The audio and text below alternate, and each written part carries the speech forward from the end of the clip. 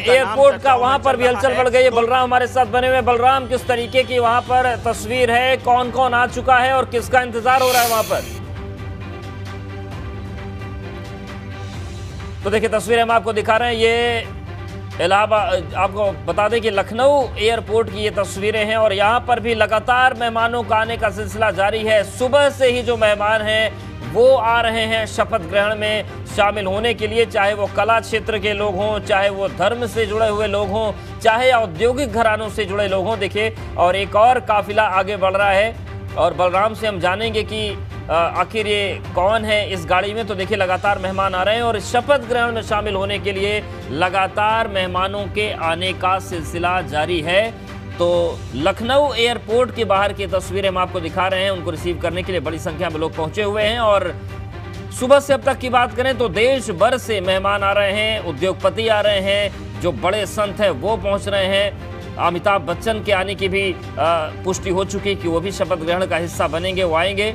तो देश भर से जो मेहमान है वो योगी आदित्यनाथ के शपथ ग्रहण में आ रहे हैं। देखिए एक तस्वीर ये भी है कि किस तरीके से जो आम जनता है, जो कार्यकर्ता हैं, क्योंकि गाड़ियों का आवागमन रोका गया है स्टेडियम के आसपास, तो पैदल ही ये लोग पहुंच रहे हैं कान्हा स्टेडियम तक और वहां पर शपथ ग्रहण में हिस्सा ये लेंगे। इसके साथ ही साथ प्रदेश भर के जो सांस्कृतिक कलाकार हैं वो पहुंचे हैं, जो लोक कलाओं से जुड़े हुए हैं उनको बुलाया गया है और लगातार सभी लोग कान्हा स्टेडियम की तरफ बढ़ रहे हैं, क्योंकि लगभग 2.5 घंटे का वक्त और बचा हुआ है। और देखिए वीआईपी मेहमान कौन है, वो तस्वीर भी हम आपको दिखा रहे हैं। केंद्रीय मंत्री अनुराग ठाकुर। वीआईपी मेहमानों की अगर हम बात करें तो जितने भी बीजेपी शासित राज्य हैं उनके मुख्यमंत्री जयराम ठाकुर, सीएम हिमाचल प्रदेश, और अगर हम बात करें अन्य वीआईपी मेहमानों की तो पुष्कर सिंह धामी 2 दिन पहले ही शपथ लिया है उन्होंने।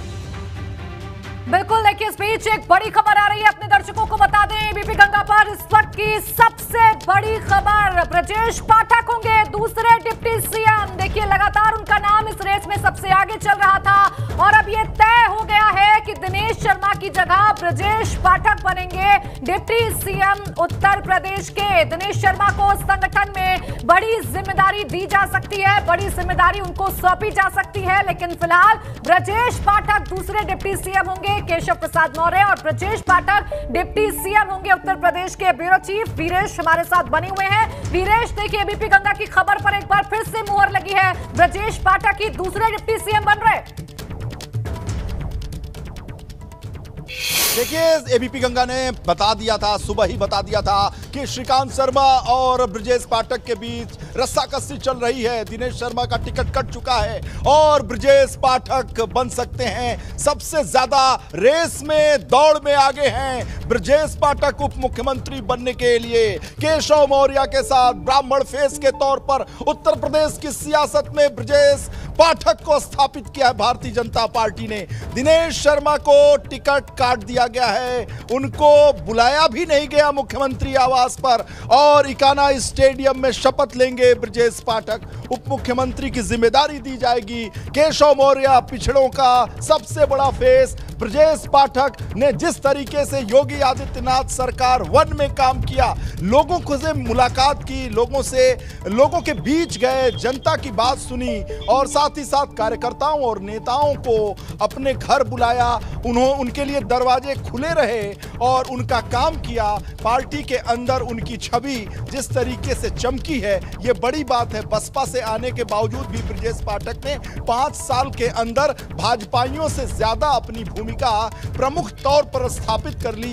ये एक बड़ी उपलब्धि है ब्रजेश पाठक की। भारतीय जनता पार्टी में हम कह सकते हैं कि हेमंत बिस्व शर्मा, याद करिए कांग्रेस से आने के बाद हेमंत बिस्व शर्मा को बनाया गया मुख्यमंत्री असम में और ये उत्तर प्रदेश में एक बड़ी बात होगी। ब्रजेश पाठक उप मुख्यमंत्री बनेंगे। भारतीय जनता पार्टी कार्डर बेस्ड पार्टी है। अपने परंपरागत जो कार्यकर्ता हैं अखिल भारतीय विद्यार्थी परिषद से भारतीय जनता पार्टी से जुड़े हुए, उन्हें ही बनाया जाता है, उन्हें ही महत्वपूर्ण पद दिए जाते हैं। आप देखिए, एक चीज का गौर कीजिए कि ब्रजेश पाठक आए, दारा सिंह चौहान आए, स्वामी प्रसाद मौर्य आए, इन सभी को मंत्री तो बनाया गया योगी 1 सरकार में, लेकिन पार्टी ने इन पर बहुत भरोसा नहीं किया, इन्हें बहुत महत्वपूर्ण विभाग नहीं दिए, क्योंकि भारतीय जनता पार्टी में अपने काडर के लोगों पर भरोसा किया जाता है। लेकिन लेकिन ब्रजेश पाठक ने पार्टी के अंदर, संघ के अंदर, हाईकमान के अंदर जो विश्वास पैदा किया कि उन्हें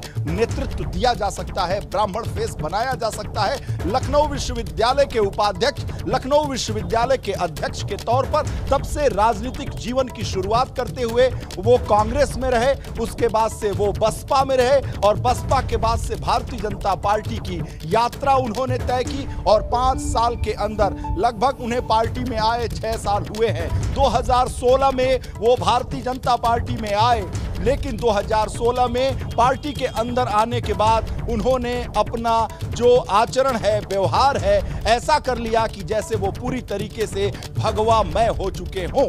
और जिस तरीके से मैं बताऊं, एक बड़े नेता की बात उनके बारे में कहा गया, मुझसे 2 साल पहले मैंने उनसे पूछा कि किस रूप में आप ब्रजेश पाठक को देखते हैं। उनका कहना था कि ब्रजेश पाठक ने भारतीय जनता पार्टी के रस्म को, रिवाज को, आचरण को, व्यवहार को ऐसे अपने अंदर ढाल लिया है मानो लगता हो कि वो हमेशा से भाजपाई रहे हों, विद्यार्थी परिषद के काडर रहे हों। ये एक बड़ी उपलब्धि है। और देखिए, एक और महत्वपूर्ण बात है भारतीय जनता पार्टी के हिसाब से, भारतीय जनता पार्टी अटल आडवाणी के एरा में भारतीय जनता पार्टी महत्वपूर्ण पदों पर, मुख्यमंत्री, उप मुख्यमंत्री के पदों पर हमेशा से पार्टी के बेस लोगों को ही, जो पार्टी के मूल काडर से जुड़े हुए, जिनकी डीएनए, जिनकी आत्मा जुड़ी रही है, उनको बनाती रही है। लेकिन हेमंत बिस्व शर्मा, असम में याद करिए, कांग्रेस से आने के बाद 5 साल वो मंत्री रहे। भारतीय जनता पार्टी ने उन्हें देखा, आजमाया, उन पर भरोसा किया, उन पर विश्वास किया और जब दूसरा कार्यकाल आया तो उन्हें बना दिया गया मुख्यमंत्री। सर्बानंद सोनोवाल के हटाकर बनाया गया हेमंत बिस्व शर्मा और वो प्रयोग अच्छा चल रहा है। नॉर्थ ईस्ट में भारतीय जनता पार्टी को स्थापित करने में हेमंत बिस्व शर्मा का बहुत बड़ा योगदान है और भारतीय जनता पार्टी ने उत्तर प्रदेश में भी ये प्रयोग करना मुनासिब समझा। हाईकमान ने ये सोचा, ब्रजेश पाठक अमित शाह, नरेंद्र मोदी की पसंद है, साथ ही साथ उत्तर प्रदेश के संगठन के लोग भी उन्हें पसंद करते हैं।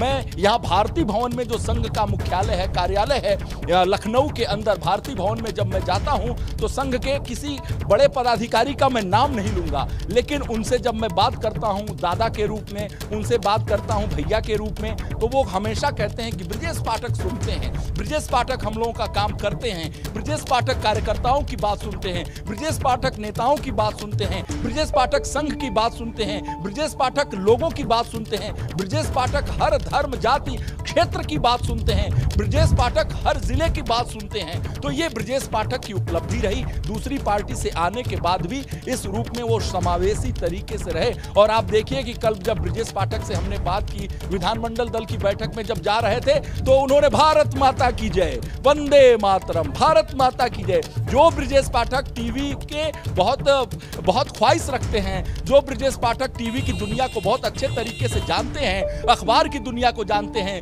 मीडिया प्रेमी हैं,